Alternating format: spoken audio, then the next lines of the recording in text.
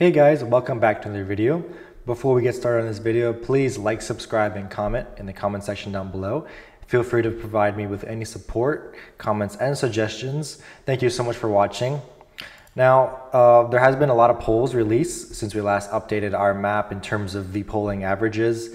And I want to take a look at one specific poll taken by the New York Times and Sienna in May of 2024 of the most competitive battlegrounds. So that would be the 6 most important and closest states: Arizona, Georgia, Michigan, Nevada, Pennsylvania, and then we have the state of Wisconsin.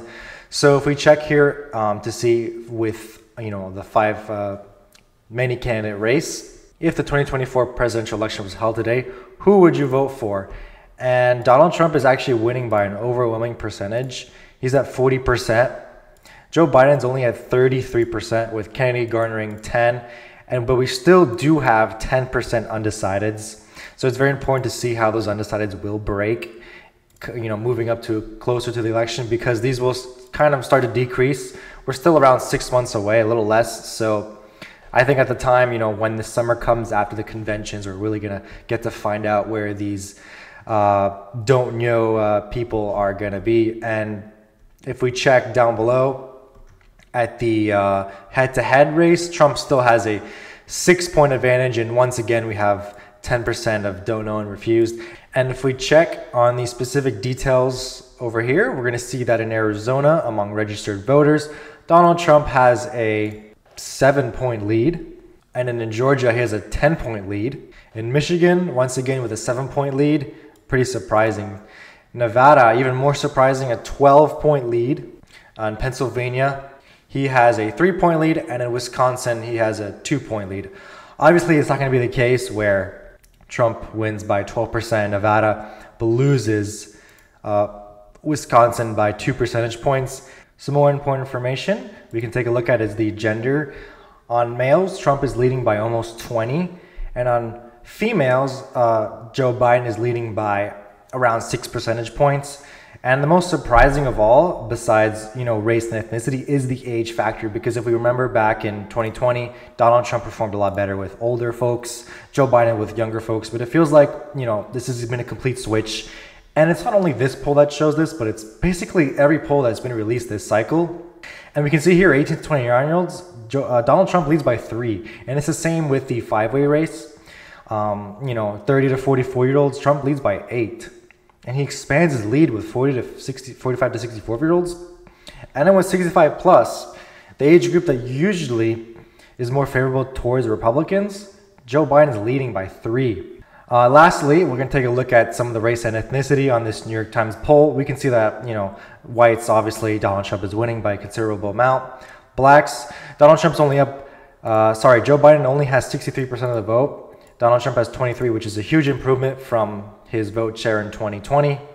Hispanics are practically tied, where usually Democrats would outvote Republicans 3-1 with Hispanics, and then other races, Donald Trump actually leads with them.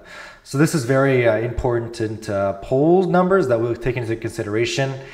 And we're going to fill out a map with the latest poll numbers from every state.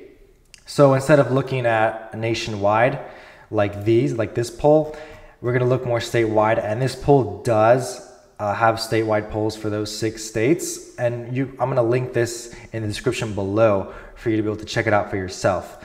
But anyways, we're going to fill out some of these states going from the alphabetical order. And I've already filled in some of these states that will either A, be very safe, or B, there isn't enough polls to really take too much time to fill in. And I want to get to all these states in a timely manner. So we're going to begin in alphabetical order. So this leads us to start with the state of Arizona. In Arizona, currently Trump leads by 3.5%. And keep in mind, we're going to be using Kennedy also in these metrics. So taking in the third-party candidate, Trump leads by 3.5% on 538. And different sites, they're pretty similar, but some may say otherwise. Like on Real Clear Politics, I think the average is more like 5. But in this video, we're going to use 538. We're going to start utilizing them a little more, as well as the other sites like DDHQ and RCP. All of them are very important, and all of them should be taken into consideration when making these videos. Anyways, Trump does lead by 3.5% based on a considerable amount of polls, and this will put the state in the lean column for Donald Trump. Next up, moving to California.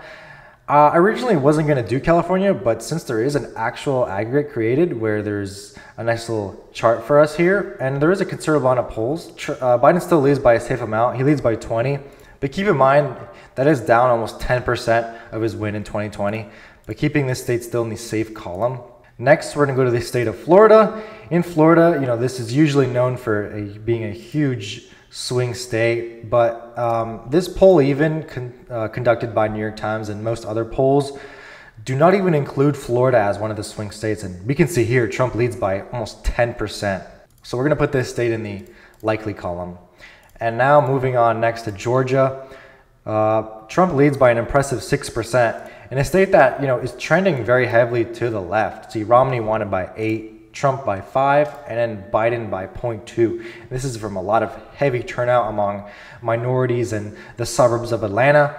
But this time around, all polls and all metrics, all data that we have do not point to this happening again. So as of now, this will go in the lean column, pretty close to being likely. Next, we're going to go to the state of Iowa. And Iowa does not have an aggregate, but usually it's known to poll. But this time around, there is not much polls at all. This state is going in the safe column for Trump this time around. It's a very safe state for Republicans. Next, moving to the state of Maine. Maine also is a state without an aggregate, but I wanted to include it because there is an interesting poll taken in February where Trump leads in the 2nd district by 20. Biden leads in the 1st district by only 8.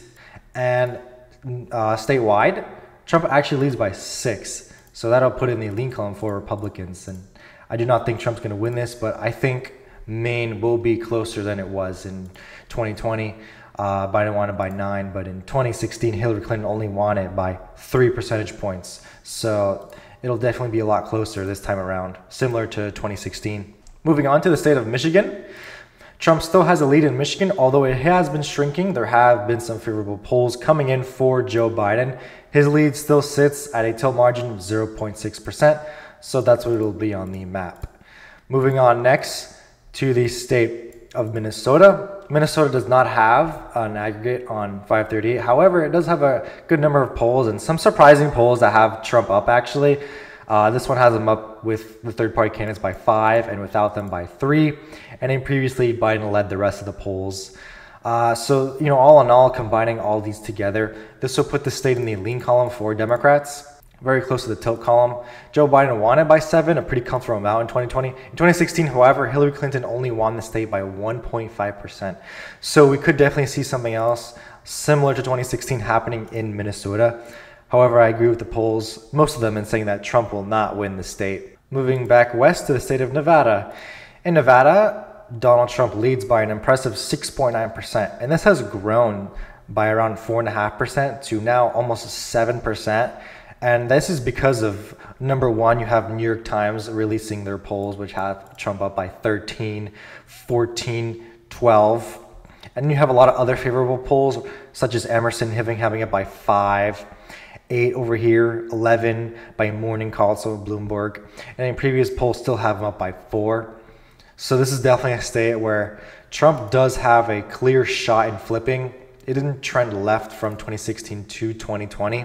And this is going to go barely in the lean column, 0.1% of being in the likely column. But next, moving on to the state of North Carolina. In North Carolina, similar to Nevada, Trump leads by 6.2%, and a state where he won by 1.3%, down from 3.7%. This is a state that Republicans have been winning very narrowly since 2008. In the Senate level, and in the presidential level, and it's a state that I expect Trump to win, similar to his 2016 performance. However, the polls keep it at a 6.2% win, so this will be in the lean column for Donald Trump. The next state on our list is going to be the state of Ohio. Same thing as Iowa, except Ohio does have an aggregate. Trump's up by almost 10. So a lot of the recent polls have him up by 11. These are against Whitmer and Harris, so they don't count. But this one has him up by 12. This state's going to go in the likely column for Trump. However, I do see this being a safe state. Still more than what he wanted by in both 2016 and 2020. But moving on from Ohio, we're going to have the state of Pennsylvania. Pennsylvania is probably going to be one of the most important states of this election, and a state where it was getting more narrow at the end of April, but a state where Trump has been leading, gaining a lot of ground, and currently he is up by almost 2%. He has led in most of the recent polls, actually in all of the recent polls that have been added. Before this time, there had been some polls. There had been one outlier that had Biden up that definitely favored him. But currently, according to the most recent polls, Trump does lead by 1.9%. This will barely put it in the tilt column, only 0.1% away from the lean column.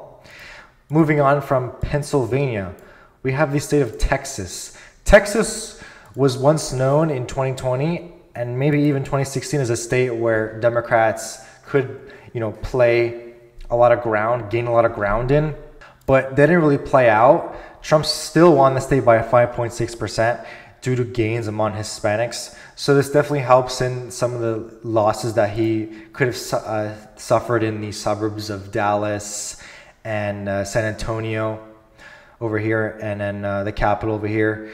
But we saw from a lot of the trends in the Rio Grande Valley that this did not really happen as much as Democrats wanted it to. And in 2024, it does look really bad for Joe Biden because Donald Trump leads by 10% on average.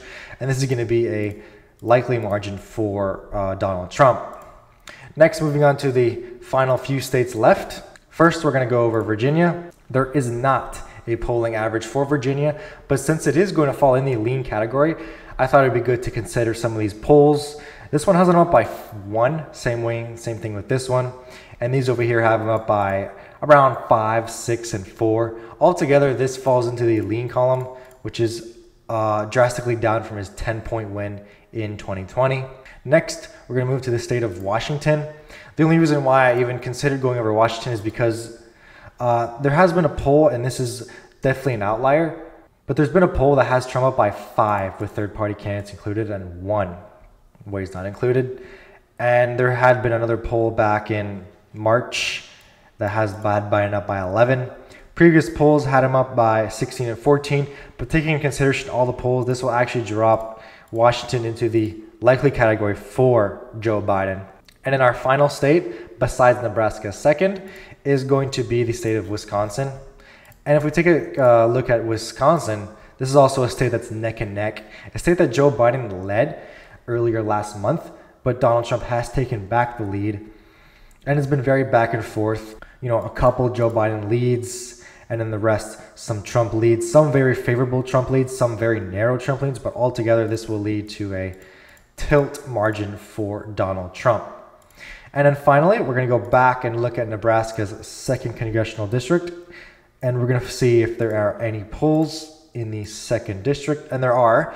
And surprisingly, this is not what I think. I currently think it stands at a tilt margin, lean margin for Joe Biden, but the polls say otherwise. The polls have it at a lean margin for Donald Trump. So this will be a lean margin for Donald Trump. And let's say Trump wins all these Sunbelt states and Nebraska second. He does not need to win any of these Rust Belt states because he will win the election. And, obviously Maine too. So if this ends up being a 269 tie, Donald Trump will win via the House of Representatives. But anyways, this is our map for the video. Trump will be at 315 electoral votes. Biden will be at 223.